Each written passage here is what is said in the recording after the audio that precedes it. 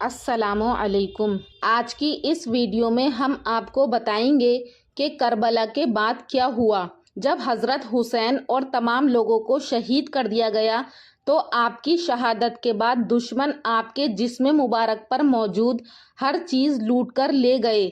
اس کے بعد دشمن نے خیموں پر حملہ کیا اور ان میں موجود تمام سامان کو لوٹ لیا۔ ابن زیاد کے حکم پر عمرو سعد نے اپنی فوج کے سپاہیوں کے ذریعے امام حسین اور ان کے باوفا اصحاب کے جسموں پر گھوڑے دوڑوا دیے اور ان کے کپڑے اتار لیے گئے اور ان کو ایسے ہی چھوڑ دیا گیا، دفن نہیں کیا گیا۔ پھر بنو اسد ایک قبیلہ ہے، وہ لوگ آئے، بنو اسد نے آ کر سب لوگوں کو الگ الگ دفن کیا، سب کی قبر بنائی۔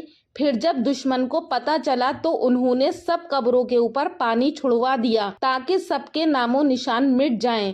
پانی چھوڑ دیا گیا۔ پھر ایک بوڑھا شخص جس کا نام اسد بتایا جاتا ہے، اس نے مٹی کو سونگھنا شروع کیا۔ سونگتے سونگتے جب امام عالی مقام حضرت حسین کی جگہ پر پہنچا اور سونگھا تو کہنے لگا کہ یہ ہے جنت کی خوشبو، میرے نبی کا نواسہ یہاں آرام کر رہا ہے۔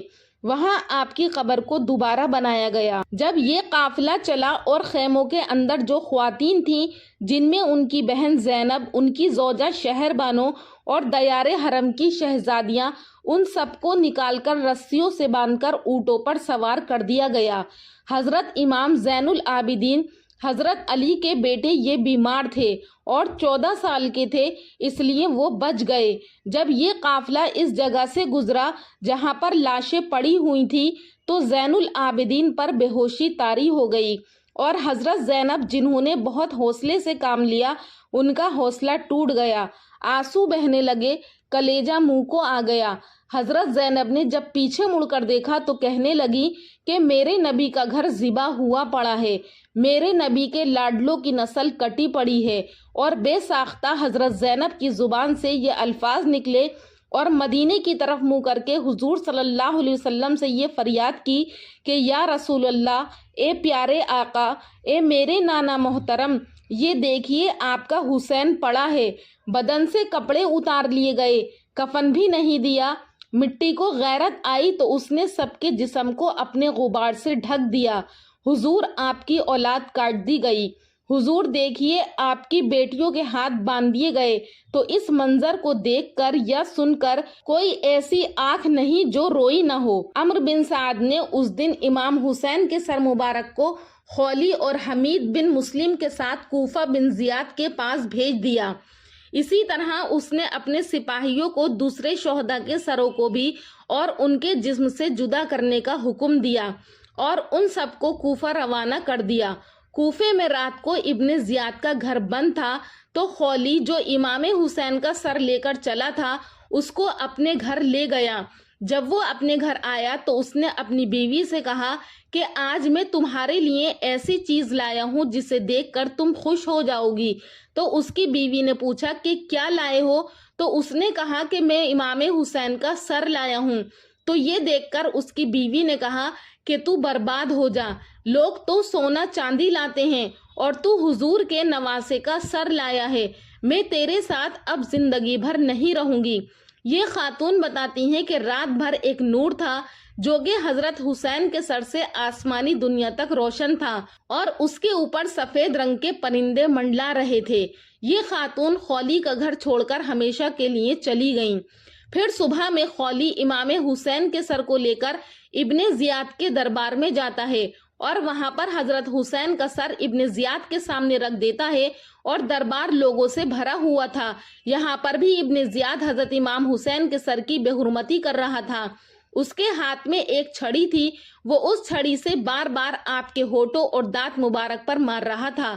وہاں پر اس وقت ایک بہادر سپاہی حضرت زید بن ارقم رضی اللہ تعالیٰ عنہ موجود تھے۔ ان سے یہ دیکھا نہ گیا تو انہوں نے اپنی جان کی پرواہ کیے بغیر ابن زیاد سے کہا کہ اے ابن زیاد، تو نے نبی کے نواسوں کے ساتھ یہ کیا کیا؟ خدا کی قسم میں نے ان ہونٹوں پر حضور کو بوسہ لیتے ہوئے دیکھا ہے۔ اور پھر دوسرے اہل بیت ابن زیاد کے سامنے حاضر ہوئے جب اس کی نظر امام زین العابدین پر پڑی تو اس نے ان کو قتل کرنا چاہا تو حضرت زینب رضی اللہ تعالی عنہا زین العابدین کے بیچ میں آڑ بن گئیں اور ان کو قتل ہونے سے بچا لیا۔ پھر اس کے بعد ابن زیاد نے انعام حاصل کرنے کے لیے حضرت حسین کے سر کو شام کی طرف یزید کے محل میں روانہ کیا اور شام کے راستے میں آپ کے سر مبارک سے بڑی عجیب کرامات ظاہر ہوئیں۔ حضرت زید بن ارقم فرماتے ہیں کہ جب ابن زیاد نے حضرت امام حسین کے سر کو نیزے پر چڑھا کر کوفے میں پھرانے کا حکم دیا تو میں اپنے گھر کی کھڑکی پر قرآن کریم کی تلاوت کر رہا تھا، اور جب میں سورہ کہف کی اس آیت پر پہنچا جس کا ترجمہ ہے، کیا تم کو معلوم ہوا کہ پہاڑ کی کوہ میں اور جنگل کے کنارے والے جو لوگ تھے وہ ایک نشانی تھے؟ جب میں نے یہ آیت پڑھی تو سر مبارک سے آواز آئی کہ ایک قرآن کی تلاوت کرنے والے اصحاب کہف سے زیادہ عجیب میرا قتل ہونا ہے اور میرے سر کو کوفہ میں گھمانا ہے۔ اصحاب کہف کو قتل نہیں کیا گیا تھا بلکہ اس امت نے حضرت حسین کو بلا کر شہید کر دیا تھا۔ اب یہ قافلہ شام کی طرف روانہ ہو گیا۔ آگے آگے شہیدوں کے سر نیزوں پر تھے اور پیچھے سب قافلے والے تھے۔ جب رات ہوئی تو یزیدیوں کا یہ قافلہ امام حسین کے سر مبارک کو لے کر ایک منزل پر ایک چرچ کے پاس رات گزارنے کے لیے رکا اور شراب پینے میں یہ لوگ مصروف ہو گئے تو ان کے سامنے کہیں سے لوہے کی ایک قلم ظاہر ہوئی اور اس قلم نے خون سے یہ شعر لکھا جس کا ترجمہ ہے کہ جنہوں نے حضرت امام حسین کو قتل کیا ہے وہ اس بات کی امید رکھتے ہیں کہ ان کے نانا جان قیامت کے دن کیا ان کی سفارش کریں گے۔ قافلے والوں نے جب یہ دیکھا تو اس پر ان کو بڑا تعجب ہوا۔ انہوں نے راہب سے پوچھا کہ یہ کس نے لکھا ہے تو راہب نے کہا کہ یہ مجھے نہیں معلوم کہ کس نے لکھا ہے۔ اس راہب نے جب شہیدوں کے سروں کو نیزے پر اور چند بیویوں اور بچوں کو قید کی حالت میں دیکھا تو اس کا دل بھر آیا اور پوچھنے پر اس کو پورا حال پتا چلا تو اس نے کہا کہ معاذ اللہ، تم لوگ کتنے برے آدمی ہو کہ تم نے اپنے نبی کی اولاد کو قتل کر دیا اور پھر ان کے بال بچوں کو قیدی بنایا ہوا ہے۔ پھر اس راہب نے ان یزیدیوں سے کہا کہ اگر تم رات بھر کے لیے اپنے نبی کے نواسے کا سر ہمارے پاس رہنے دو تو میں تم کو 10,000 درہم دوں گا۔ اس پر یہ لوگ راضی ہو گئے۔ راہب نے رقم ادا کر کے حضرت امام حسین کا سر مبارک لیا اور اپنے مخصوص کمرے میں لے گیا۔ پھر سر انور اور چہرہ مبارک اور مقدس زلف و داڑھی کے بالوں پر جو گرد و غبار اور خون جمع ہوا تھا اس نے وہ دھویا، عطر لگایا اور بڑی تعظیم و تکریم کے ساتھ اپنے سامنے رکھ کر زیارت کرنے لگا۔ اللہ پاک اس کے اس ادب سے راضی ہوا اور اس نے اپنی رحمت کے دروازے اس راہب کے لیے کھول دیے۔ راہب رونے لگا اور اس کی نگاہوں سے پردے اڑ گئے۔ اس نے دیکھا سر اقدس سے آسمان تک نور ہی نور ہے۔ جب اس نے سر اقدس کی کرامت اور انوار و تجلیات کو محسوس کیا تو سچے دل سے لا الہ الا اللہ محمد رسول اللہ پڑھ کر مسلمان ہو گیا اور صبح کو سر ان لوگوں کے حوالے کرنے کے بعد چرچ کو ہمیشہ کے لیے چھوڑ کر چلا گیا اور اہل بیت کا خادم بن گیا۔ پھر جب امام حسین کا سر مبارک اس ظالم یزید کے پاس پہنچا تو یزید کے ہاتھ میں اس وقت ایک چھڑی تھی۔ وہ اس چھڑی سے سر مبارک کو چھونے لگا۔ اس وقت وہاں پر ایک کرسچن بادشاہ روم کا سفیر موجود تھا تو وہ سر مبارک کے ساتھ اس سلوک کو دیکھ کر حیران ہو کر کے بولا کہ ہمارے یہاں ایک آئی لینڈ کے چرچ میں عیسیٰ علیہ السلام کے گدھے کے کھر کا نشان ابھی تک محفوظ ہے۔ ہم ہر سال دور دور سے اس کی طرف حج کی طرح جاتے ہیں اور منتیں مانگتے ہیں اور اس کی ایسی عزت کرتے ہیں جیسے تم لوگ اپنے کعبے کی کرتے ہو۔ تم نے اپنے نبی کے بیٹے کے ساتھ یہ سلوک کیا، میں گواہی دیتا ہوں کہ تم لوگ باطل پر ہو۔ اور ایک دوسرا یہودی بھی موجود تھا، اس نے بھی یہی کہا کہ مجھ میں اور داؤد علیہ السلام میں 70 پشت کا فاصلہ ہے، یہود اسی وجہ سے میری عزت کرتے ہیں اور تم خود اپنے نبی کے بیٹے کو قتل کیا، یہ حیرانی کی بات ہے۔ اور یہ الفاظ بول کر وہ یہودی بھی وہاں سے چلا گیا۔ حضرت علامہ ابن حجر مکی رحمۃ اللہ علیہ سے روایت فرماتے ہیں کہ سلیمان ابن عبد الملک نے ایک مرتبہ خواب میں نبی پاک صلی اللہ علیہ وسلم کی زیارت سے مشرف ہوئے اور انہوں نے دیکھا کہ نبی کریم صلی اللہ علیہ وسلم ان کے ساتھ لطف و کرم فرما رہے ہیں۔ تو صبح انہوں نے حضرت حسن بصری سے اس خواب کی تعبیر پوچھی تو انہوں نے فرمایا کہ شاید آپ نے آل رسول کے ساتھ کوئی بھلائی کی ہے۔ عرض کی جی ہاں، میں نے حضرت امام علی مقام کے سر مبارک کو خزانہ یزید میں پایا تو اسے کفن دے کر اپنے ساتھیوں کے ساتھ اس پر نماز پڑھ کر اس کو دفن کیا۔ آپ نے فرمایا کہ آپ کا یہی عمل پیارے آقا صلی اللہ علیہ وسلم کی خوشی کا سبب ہے۔ حضرت امام حسین کے سر کے متعلق بہت روایات موجود ہیں۔ بعض لوگوں کا کہنا ہے کہ آپ کے سر کو جنت البقیع میں حضرت فاطمہ کے پہلو میں دفن کیا گیا، اور بعض لوگوں کا کہنا ہے کہ کربلا میں آپ کے سر کو آپ کے جسم مبارک سے ملا کر دفن کیا گیا، اور بعض لوگ کچھ کہتے ہیں اور بعض لوگ کچھ کہتے ہیں۔ پھر ادھر ابن زیاد نے عبد الملک نامی شخص کو بلا کر آرڈر دیا کہ مدینے جا اور جا کر عمرو بن سعید کو حسین کے قتل کی خبر سنا۔ عبد الملک یہ خبر لے کر مدینہ پہنچ جاتا ہے تو وہاں جا کر اس نے گورنر سے کہا کہ حسین شہید کر دیے گئے۔ پھر مدینے کے گورنر نے یہ خبر لوگوں میں دی کہ امام حسین شہید کر دیے گئے۔ یہ خبر لوگوں پر قیامت بن کر ٹوٹی۔ اہل مدینہ کو شدید صدمہ پہنچا، غم کا پہاڑ ان پر ٹوٹ پڑا۔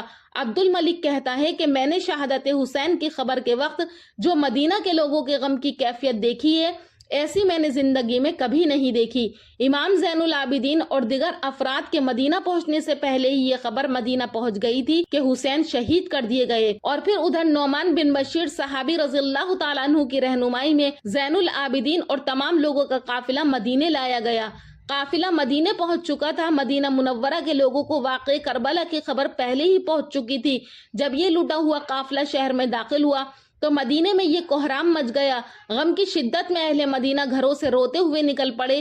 قافلہ سیدھا نبی کریم صلی اللہ علیہ وسلم کے روضہ اقدس پر حاضر ہوا، اور حضرت امام زین العابدین کی نظر جیسے ہی روضہ رسول پر پڑی تو آپ بے اختیار رو پڑے، اور صرف اتنا ہی کہہ سکے کہ نانا جان اپنے نواسے کا سلام قبول فرمائیے۔ پھر قتل حسین کے بعد مدینہ کے لوگوں نے یزید کی بیعت سے مخالفت کر لی، اور کچھ دن ایسے ہی گزر گئے۔